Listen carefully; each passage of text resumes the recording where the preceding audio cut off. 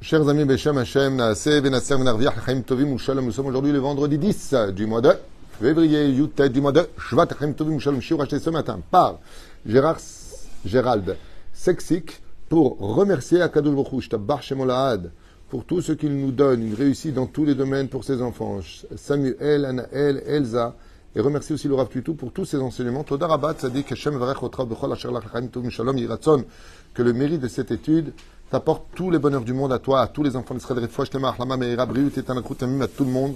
Une grande réussite. Vous savez qu'aujourd'hui, on est le 10.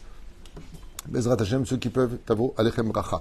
Nous sommes dans la paracha de Yitro pour une grande question qui vraiment demande réflexion. Bechol Ha'am Roim et Akolot. Tout le peuple d'Israël, après avoir reçu, donc nous sommes dans la 7e montée de la paracha de Yitro, 7e montée, écoutez bien ce qui a marqué. Vechol ha'am roim et akolot, ve'et alapidim, ve'et kol hashofar, ve'et hara Hashem. Et donc, tous les enfants d'Israël voient un spectacle terrifiant et en même temps féerique. La Torah ne nous a pas été donnée dans le calme. Aucune mouche, aucun oiseau n'a pu voler à ce moment-là. Tout était stand-by. Tout était pause, arrêt, image. La Gemara nous apprend qu'ils sont même partis voir Bilam et qu'ils lui ont dit, mais qu'est-ce qui se passe? Est-ce que le monde est détruit? Et Bilam a répondu, non. Dieu donne sa Torah au peuple d'Israël. Et à ce moment-là, une jalousie intense va se faire ressentir dans les cœurs des nations du monde. C'est pour ça que les lettres du mot Sinaï, quand tu l'entends, Sina. C'est-à-dire, c'est pas les mêmes lettres, mais c'est pareil. Ok. Et voilà, que le peuple d'Israël reçoit quand même la Torah dans des conditions qui sont très difficiles. Vechol ha'am roim et akolot, ve'et alapidim. Il voit les voix. On entend des voix. Là, il les voit. Il voit les lettres. Alors que des lettres, normalement, s'écoutent. On entend quelqu'un parler. Ben, Ishmael est trop. Pour dire que le peuple d'Israël obtient un niveau exceptionnel, celui de la vue. Un témoin oculaire a beaucoup plus de valeur qu'un témoin qui a entendu quelque chose. V'et kol hashofar. Le son du chauffard se fait entendre. V'et hara Hashem. Et la montagne est enfumée. Vayaram, le peuple d'Israël voit. Ve'anu ou ve'amdu merachok. Et ils se sont tenus à distance. Ve'amru el Moshe. Donc, une fois qu'ils ont reçu la Torah, ils disent à Moshe, écoutez bien, les mots sont puissants ici. Ve'amru el Moshe, daber ata imanu ve'nishma. On préfère que ce soit toi qui parles avec nous, et donc pas Dieu.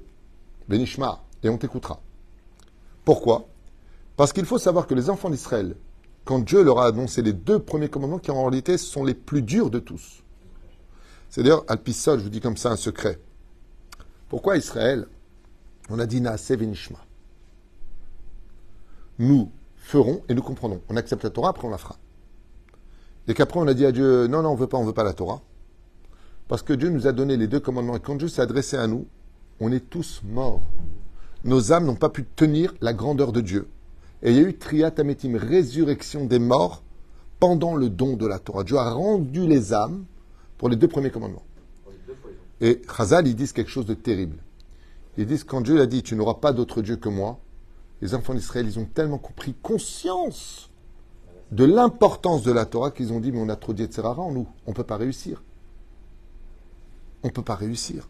Il y a trop d'Yetzerara. Il y a trop de tentations dans ce monde. Tu n'auras pas d'autre Dieu que toi. On ne peut pas être parfait, on est des humains. Donc, Akadosh Baruch Hu nous a renversé la montagne, Arki Gigi, tu l'as renversé. Si vous ne recevez pas ma Torah, alors je vous mettrai à mort. Qu'est-ce qu'il a voulu dire par là? Tidou lachem rabotai. Tous, un jour ou l'autre, on rendra l'âme. Mourir, on mourra. Que tu veux ou pas la Torah, tu mourras. Cela vient de faire comprendre que tu n'as plus le choix. À partir du moment où tu t'es engagé dans la Torah, et pour cela, Dieu a dû donner un sérieux terrible à la Torah. Pourquoi il y a marqué? Tout le monde a vu ces voix, ces éclairs, le son du chauffard, la montagne enfumée. On a eu peur. Pourquoi? Parce qu'il fallait que absolument le peuple d'Israël prenne conscience que la Torah, c'est pas quelque chose de négociable, c'est pas une blague, et t'en fais pas ce que tu veux. Ni réformiste, ni libéral, ni conservatisme, et je sais pas quoi. Il n'y a pas de on s'aime, il n'y a pas plus fort que l'amour, on est ce qu'on est. Il n'y a pas de ça dans la Torah. Ça, c'est du Yetzerara. Il n'y a pas de ça dans la Torah. La Torah ne te demande pas ton avis. C'est comme à l'hôpital. Tu as le chirurgien qui vient et qui dit au malade, mais écoutez, on va vous entuber parce que ceci. Là, non, j'estime que non. Tu veux mourir. Tu n'as pas le choix. Le mec qui veut sortir de l'hôpital, tu n'as pas le choix. Ouais. Et si tu signes une décharge, pas de problème, mais t'étonnes pas, comme ça arrivait à une connaissance qu'on a eue, il s'appelait Philippe. Il voulait sortir de l'hôpital. Ils lui ont dit non, je fais ce que je veux, il leur a dit. Il a signé une décharge, à Paris. Hein. Devant les escaliers d'hôpital, il est mort. D'une crise cardiaque. Il a signé. Ils ont attaqué l'hôpital. Comment vous allez sortir? On ne peut pas le retenir. C'est exactement pareil. Si tu ne veux pas mourir après la mort, tu ne veux pas qu'on t'oublie après la mort. Tu ne veux pas être vraiment mort, parce que la mort existe vraiment pour ceux qui ont été morts dans ce monde. Rechaim, Keroim, Metim, Bechayem. Les Rechaim sont appelés morts de leur vivant. Donc, Vada, qu'il y a une mort qui les attend après. Alors, écoute ce que te dit le médecin, parce qu'il n'y a pas un plus grand médecin que Dieu lui-même. Et que Dieu ne parle pas avec nous de peur qu'on meure. Car quand Dieu nous parle, on a tellement honte d'exister. C'est une explication de Rabbi Nachman. On a tellement honte d'exister qu'on préfère mourir que d'avoir affaire à Dieu, tellement Dieu est grand, puissant et infini. Et encore tout ça, c'est des bêtises parce que ce sont des termes qu'il a inventés lui-même. Mon cher Elam, Altiraou, qui le va avoir on a sauté trem. Et là, par contre, il y a deux choses à retenir. La première, c'est un truc de fou. La première, c'est que, juste un instant,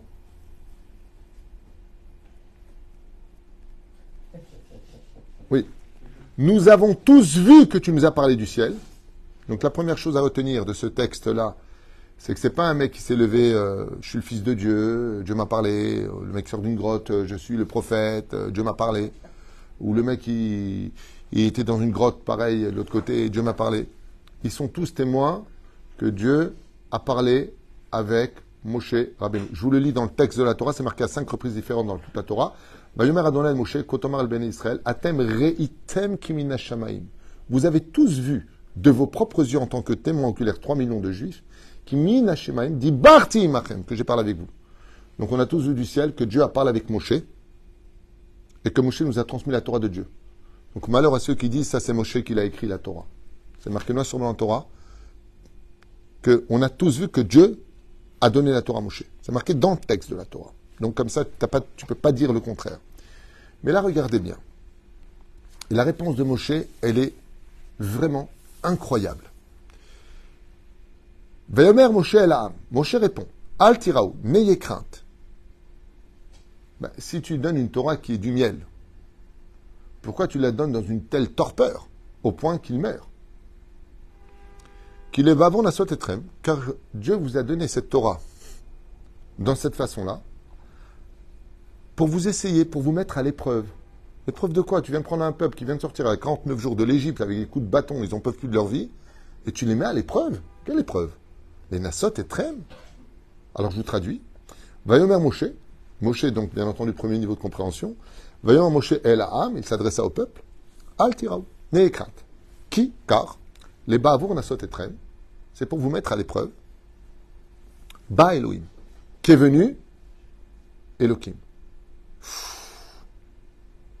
Qui aurait dû donner la Torah normalement? Yud Kevavke. C'est le nom de Dieu qui représente la miséricorde. Tandis que là, c'est Midatadin. Elohim. Ba'avour tiyeir ato al penechem. Afin que vous ayez de la crainte sur vos visages, les bilti tertaou. Pour que vous ne fautiez pas. Mais on vient d'arriver, on arrive au 49e palier de pureté. Qu'est-ce que tu veux chez nous? J'ai pas compris. Les Nassot et Trem. Attends, j'ai pas compris. Et si vous regardez bien tout le texte, tout est dit au futur. Les Nassot et Trem. Le principal dans ce monde, c'est la crainte du ciel. Le steak, sur lequel on va dire la balcha kol niabit baro, c'est la crainte du ciel. L'amour de Dieu, c'est les épices qui donnent du goût à la crainte du ciel. Et quand je les mange, ça me donne de la joie, la simcha. Ivdu atachem besimcha. Je répète ces 3 phrases qui paraissent complètement anodines, mais qui sont toute la Torah Kula. Le but de ce monde, pourquoi tout ça? Les bilti, pourquoi? Chez Tiyé, comme ça marqué Bavour, Tiyé ir ato. Il faut craindre absolument la Torah et le ciel. Il faut craindre la Torah, il faut avoir du respect. Et le respect, c'est la crainte. Le principe fondamental du juif, c'est avoir la crainte du ciel. Uma Hashem Elokecha Sholmi Markim Leir A ou Ahava. Crains Dieu et aime-le. Mais ne l'aime pas avant de le craindre. Parce que aimer Dieu sans le craindre peut faire de toi un juif qui aime Dieu, mais qui n'est pas Shomer Shabbat, qui ne mange pas kasher, qui vit avec une non-juive. Tu peux tout à fait aimer Dieu. Ça ne t'engage pas.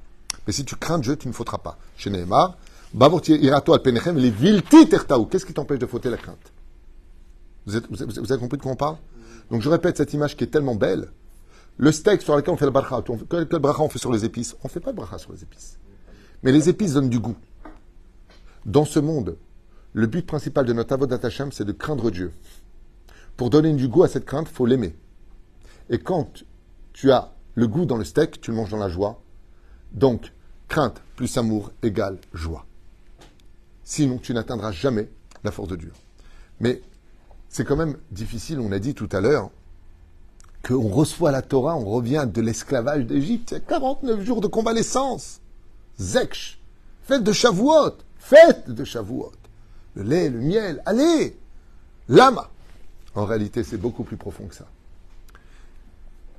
À cette époque-là, le jour du don de la Torah, plus personne ne pouvait fauter. Tout le monde était ébahi, tout le monde craignait Dieu.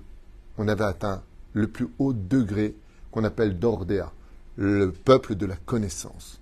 On a vu les voies de Dieu. Vous savez ce que ça veut dire? Les chrétiens ils disent les voies de Dieu sont impénétrables. Eh bien nous, les juifs, on les a vues. On les a pénétrées, les voies de Dieu. C'est fou, hein? Mais la reine, c'est vrai que c'est pas ce qu'ils veulent dire, mais c'est un jeu de mots. Aval, Baruch Hashem, Ishtabach Vitale Shmolad. Qu'est-ce que ça veut dire? Chers amis, à l'époque du Rambam, j'ai oublié le nom du sultan, qui avait forcé tous les juifs à se convertir à l'islam. Combien parmi eux ont tendu leur cou, ont été égorgés. Comme ça, vous le retrouverez dans la biographie du Rambam. Combien de tzadikim, combien de juifs, pendant l'Inquisition, alors qu'il y avait on raconte l'histoire d'un très très très grand acteur qui faisait du théâtre à Barcelone. Il était très connu, respecté de tous. Quand il y a eu l'Inquisition, il a été attrapé comme symbole. Ils lui ont arraché les ongles des mains, des pieds. Il n'était pas religieux. Il leur a dit, je suis né juif, je mourrai juif. Je ne me convertirai pas au christianisme. Combien de juifs auraient pu être sauvés pendant la Shoah en mettant juste une croix sur eux? Shem Ishmor. Juste une croix, se faisant passer pour des chrétiens. Porter une soutane pour sauver leur vie. Et on dit, on est né juif et on mourra juif. On est juif. D'où vient cette force d'un peuple? Alors que les Babyloniens sont morts et que la Babylonie d'aujourd'hui, que l'on connaît, l'Irak n'a rien à voir avec la grande Babylone que l'on connaissait à l'époque de Nabucodonosor. Où sont les Perses? Où sont les Grecs? Où sont les Romains? Où sont ces peuplades? Où est la grande Égypte? Il n'y a plus rien. Il y a un peuple, tout petit, tout humble, traverse l'histoire comme ça. Mephozéba de ce verset-là. Quand Akadosh Baruch Hu nous a donné cette Torah extraordinaire au Har Sinaï, il a dû nous la donner avec quelque chose qui en été le plus beau cadeau qu'il pouvait nous faire, car Dieu ne sait pas faire de mal. Le seul mal, c'est la réception de notre ignorance des vraies réponses qui nous fait mal, parce qu'on ne comprend pas le pourquoi des choses. Mais Kanomer, Al Tiraou, Moshe, ils sont tous morts de peur, ils sont tous morts. Il y a eu Triatametim, résurrection des morts. Et Moshe Kali, Moshe El Am, Al Tiraou. C'est comme le mec, il est en train de te couper un bras, il te dit, t'inquiète pas, ça fait pas mal. Mais je suis en train de crever, qu'est-ce que tu es en train de me dire, ça fait pas mal? Yatikoujik. Tegda, Teteretsini, Al Tiraou. Il est en train de dire, n'ayez pas peur. Pourquoi? Parce qu'il est en train de dire qu'il est bavour nasot etrem. Car pendant les générations qui vont venir après vous, qui eux n'ont pas reçu la Torah comme vous êtes, même s'il y avait toutes les âmes qui étaient présentes, Baha Elohim, quand la Midat Hadin viendra sur terre, pour mettre à l'épreuve les Juifs, les nasot etrem, pour vous mettre à l'épreuve, bavour tiir ato al penechem. Si la Torah n'avait pas été donnée dans ces conditions, les vilti, pour ne pas que techetaou, pour ne pas que tu fautes, pour ne pas que chazve shalom, tu te convertisses à une religion, pour que tu restes juif toute ta vie malgré les épreuves, les pogroms, la Shoah, que tu restes juif. Il y aura quelque chose en toi qui sera une crainte, qui sera non pas écrite dans ton cœur, mais scrutée dans ton cœur. Parce que ce jour-là où je vous ai donné la Torah, la crainte a été si puissante, où toutes les âmes de toutes les générations étaient présentes, qu'elle a frappé la poitrine de chaque juif. Ce qui fait qu'un juif, même quand il s'assimile, même quand il se rase avec une lame, même quand il mange du porc, il y a quelque chose qui va lui dire « Eh, moi je suis juif ». Mais d'où ça vient ça? Ça vient du don de la Torah. Le jour du don de la Torah que je crois a marqué au fer rouge, c'était douloureux. Aval, Moshe dit « Non, n'ayez pas peur. C'est tout simplement parce que maintenant que vous avez accepté la Torah, eh bien, ne vous étonnez pas de voir des gens qui étaient extrêmement loin et de devenir plus tard des gens pieux. Parce que dans le cœur de chaque juif crie une neshama qui a été frappée du don de la Torah. Et si Dieu n'avait pas donné dans ces conditions, après 3, 4, 5, 10, 1000 générations, le peuple d'Israël se serait éteint. Là maintenant que ça a été donné dans ces conditions, pourquoi est-ce qu'on a dû mourir et Dieu nous a fait renaître de nouveau? Pour te dire que même si le juif sera menacé de mort, pour qu'il quitte la Torah et les mitzvot, pour qu'il quitte son identité de juif, il acceptera la mort. Tout comme il a accepté la Torah, le jour du don où il l'a reçu, prêt à mourir pour renaître de nouveau. Ken. L'âme de Moshe, lui, non mais Moshe, il a parlé de Panim el Panim. Parce que l'âme de Moshe comprenait l'ensemble des 600 000 âmes du peuple d'Israël, et que Moshe Rabbeinu alav shalom avait le potentiel de pouvoir le faire. Pourquoi? Le Ben Ishraï répond à cette question-là, question pertinente que tu poses, Yosef. Veha'ish Moshe anav meod. He l'homme Moshe. He, c'est Gematria 5, car il y avait 5 niveaux d'âme en lui. Il avait les 5 âmes qui étaient réunies dans un même corps, qui pouvaient se tenir face à Dieu pour avoir le niveau et la réception de se retrouver face à lui. Mais il faut savoir une chose. Moshe craignait tellement Dieu, l'aimait tellement, que la joie était tellement grande. Et sachez une chose, dans ce monde, tant que tu gardes la joie de vivre, tant que tu gardes la joie d'être juif, tant que tu gardes la joie de servir Dieu, rien au monde ne pourra faire tomber. Le passe-partout de toutes nos épreuves, c'est d'être capable de garder la joie malgré tout. Simcha, Otiot, Hamisha. Hamisha, Chumshe Torah. Baruch Adonai Leolam. Amen, amen. Un dernier shiur d'un quart d'heure et je vous libère pour aujourd'hui. Désolé. À tout de suite.